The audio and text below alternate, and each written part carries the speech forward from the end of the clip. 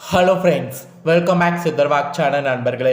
இன்னைக்கு இந்த வீடியோவில் பார்த்தீங்கன்னு வச்சுக்கோங்களேன், மிக மிக முக்கியமான ஒரு எச்சரிக்கையான ஆன்மீக ஜோதிட விஷயத்தை தான் இப்போ இந்த வீடியோவில் லைவாக பார்க்க போகிறோம்.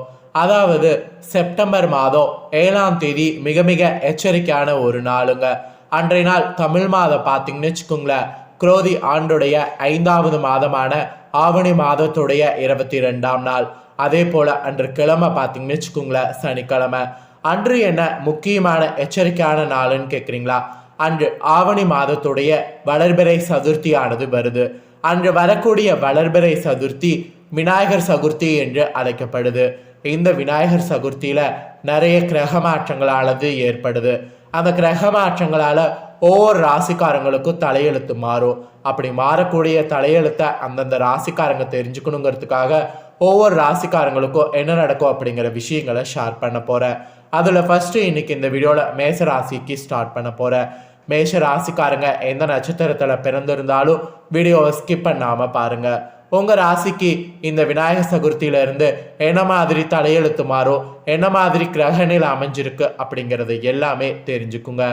அதுக்கு முன்னாடி இந்த விநாயகர் சதுர்த்தி என்று சொல்கிறல்ல, விநாயகர் சதுர்த்தி என்றால் என்ன, இதனுடைய சிறப்பு என்னங்கிறத உங்களுக்கு ஷேர் பண்ணுறேன்.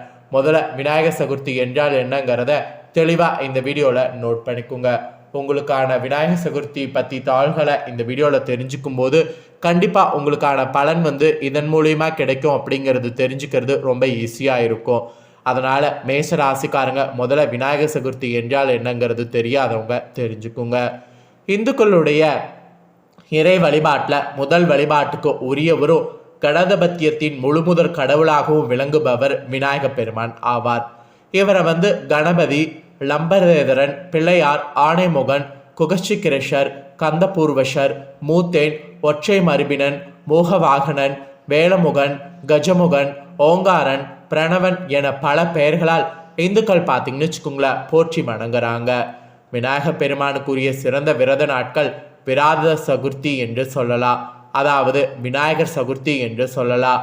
விநாயகர் சதுர்த்தி என்றால் என்ன அப்படிங்கிறத வாங்க பார்க்கலாம்.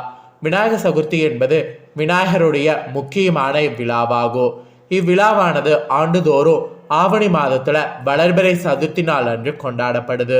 பொதுவாக விநாயகருடைய பிறந்த நாளாக இந்த நாள் கொண்டாடப்படுது. ஆவணி மாதத்துல வரக்கூடிய சுக்லபட்ச சதுர்த்தி தினமே விநாயகர் சதுர்த்தி ஆகும். இது விநாயகருக்குரிய விரதங்கள்லேயே சிறப்பான விரதம் என்று கூட சொல்லலாம். மாதந்தோறும் சுக்லபட்ச சதுர்த்தி, கிருஷ்ணபட்ச சதுர்த்தி என்று 2 சதுர்த்தி விரத தினங்கள் வரும். சுக்லபட்ச சதுர்த்தியை சதுர்த்தி விரதம் என்று அழைக்கப்படும். அவற்றுல ஆடி மாதத்துல வரக்கூடிய சுக்லபட்ச சதுர்த்தியை நாக சதுர்த்தி என்று அழைப்பாங்க. இது நாம பார்த்தீங்கன்னு வச்சுங்களேன், ஆவணி மாதத்துல விநாயகர் பிறக்கக்கூடிய நாள் தான் விநாயகர் சதுர்த்தி என்று சொல்லப்படும். கைலாயத்தில் நடந்த பூஜையில் பிரம்மன் அளித்த மோதகங்களை விநாயக பெருமான் கையில் எடுத்துக்கொண்டு உயர கிளம்பி உலகமெல்லாம் சுற்றி சந்திரலோகம் சென்றார். அங்கு பெருத்த தொந்தியும் ஒடிந்த தந்தமும் நீண்ட தும்பிக்கையும் கையில் மோதகத்தையும் தாங்கி வரக்கூடிய விநாயக பெருமானை கண்டு சந்திரன் வாய்விட்டு சிரித்து பிரகாசித்தார். அதை பார்த்த விநாயக பெருமான் கோபம் கொண்டு சந்திர பகவானுடைய அழகு கெட்டு தேய்வடையட்டும், அவரை காண்பவர்களும் அபவாதம் பெறுவார்கள் என்று சபித்தார். சந்திரன் பெற்ற சாபத்தை கண்டு வருந்திய தேவர்களும் முனிவர்களும் இந்திரனது தலைமையில் பிரம்மாவிடம் சென்று முறையிட்டனர். பிரம்மனோ தானோ ருத்ரதானோ விஷ்ணுவோ இதற்கு ஒன்றும் செய்ய முடியாதென்றும் கணபதியே சரணடைவதுதான் ஒரே வழி என்று கூறினர். எந்த முறையில் வழிபட்டால் சந்திரனுடைய சாபம் நீங்கும் என்று தேவர்கள் கேட்க, ஒவ்வொரு கிருஷ்ணபட்ச சதுர்த்தி தினத்தில் விரதம் ஏற்று பல வகையான பழங்கள், ஆப்பம், மோதகம் இவைகளோடு சித்திரணங்கள் முதலியவற்றை கணபதி கழித்தால் எண்ணிய வரங்களை அளிப்பார். அத்தோடு சாப விமோசனம் கூறவும் வாய்ப்பிருக்கு என்று கூறியிருக்கிறாங்க அந்த தேவர்கள். ஸோ தேவர்கள் இதை கேட்ட உடனே பிரம்மன் கூறிய சந்திர பகவான் அந்த தினத்திலிருந்து சரிவர விரதம் அனுஷ்டித்து சாப விமோசனம் பெற்றார். ஸோ சந்திரனையே பயங்கரமாக ஆட்டி வச்சவர் விநாயக பெருமான். அப்பேற்பட்ட விநாயக பெருமான் அவதரித்த தினம்தான் வரக்கூடிய இந்த செப்டம்பர் 7. இந்த விநாயகர் சதுர்த்தியிலிருந்து ஒவ்வொரு ராசிக்காரங்களுக்கும் தலையெழுத்து மாறப்போகுது. அப்படி மாறக்கூடிய தலையெழுத்தை அந்தந்த ராசிக்காரங்க தெரிஞ்சு பயனடையணுங்கிறதுக்காக ஒவ்வொரு ராசிக்காரங்களுக்கும் என்ன நடக்கும் அப்படிங்கிற விஷயங்களை ஷேர் பண்ணுவேன். அதில் இன்னைக்கு இந்த வீடியோவில் மேஷ ராசிக்காரங்களுக்கு ஷேர் பண்ண போகிறேன். மேஷ ராசிக்காரங்க உங்கள் ராசிக்கு இந்த விநாயகர் சதுர்த்தியிலேருந்து என்ன பலன் கிடைக்குங்கிறத நோட் பண்ணிக்கோங்க. மேஷ ராசிக்காரங்க அஸ்வினி பரணி கார்த்திகை 1ஆம் பாதத்தில் பிறந்தவங்களுக்கு நான் சொல்லக்கூடிய கணிப்பு கரெக்டாக பொருந்தும். இந்த விநாயகர் சதுர்த்தியிலேருந்து கிரகநிலைகள் உங்களுக்கு என்ன மாதிரி அமைஞ்சிருக்குன்னா, தனவாக்கு குடும்பஸ்தானத்தில் குரு, தைரிய வீரிய ஸ்தானத்தில் செவ்வாய், பஞ்சமஸ்தானத்தில் சூரிய புதன், ரணருண ரேகஸ்தானத்தில் சுக்கரன் கேது, லாபஸ்தானத்தில் சனி வகரத்தோடு, அயனசயன போகஸ்தானத்தில் ராகு. இந்த மாதிரிலாம் விநாயகர் சதுர்த்தியிலேருந்து கிரகங்கள் வள வரப்போகுது. இதில் கிரக மாற்றங்கள் வேற இருக்குது. விநாயகர் சதுர்த்தி முடிந்து 17ஆம் தேதி பஞ்சமஸ்தானத்திலிருந்து சூரியன் ரணரோண ரேகஸ்தானத்துக்கு மாறுறாரு. அப்புறம் செப்டம்பர் 19ஆம் தேதி பஞ்சமஸ்தானத்தில் இருந்த புதன் ரணரோண ரேகஸ்தானத்துக்கு மாறுறாரு. அப்புறம் 19ஆம் தேதி ரணரோண ரேகஸ்தானத்தில் இருந்த சுக்கரன் கலஸ்தரஸ்தானத்துக்கு மாற போறாரு. இந்த மாதிரி கிரக மாற்றம் வேற இருக்கு. கிரகநிலை கிரக மாற்றம் இதனோட அடிப்படையில் மேசராசிக்காரங்க நீங்கள் பெறக்கூடிய பலன்களை ஜோதிடர்கள் கணிச்சிருக்காங்க. அந்த பலன்களை இப்போ இந்த வீடியோவில் உங்களுக்கு சொல்ல போகிறேன். என்ன பலன் அப்படிங்கிறத தெளிவாக நோட் பண்ணிக்கோங்க.